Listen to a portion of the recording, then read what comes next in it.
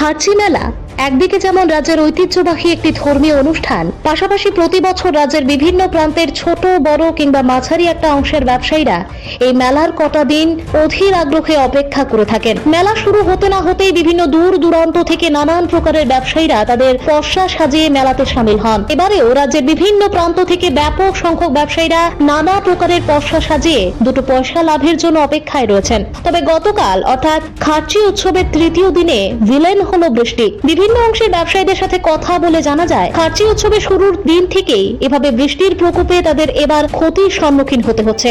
দাবি উঠছে সমস্ত দিক বিবেচনা করে অন্তত দুটো দিন যাতে মেলার সময়সীমা বৃদ্ধি করা হয়।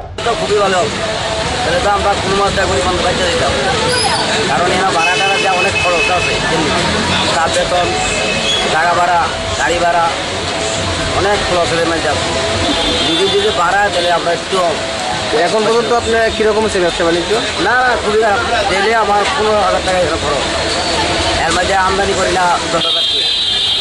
আমদানি 10,000 টাকা করলে কি দেবো? আমার খরচে আছে 15,000 টাকা। কয় টাকার ব্যবসা হয়?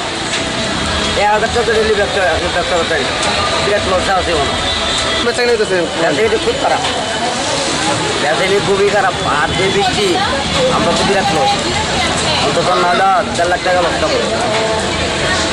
অত বৃষ্টি হলে কি আইয়ে ঘুরতে চাষ দিকে আইয়ে না মেলা বেঁচে। আচ্ছা, তো আরও আছে 4 দিন, কী আশা করতেছেন আপনি?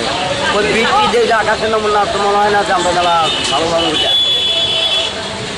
বুঝা কোনো আসেই নাই। আকাশের নমুনা খুবই খারাপ।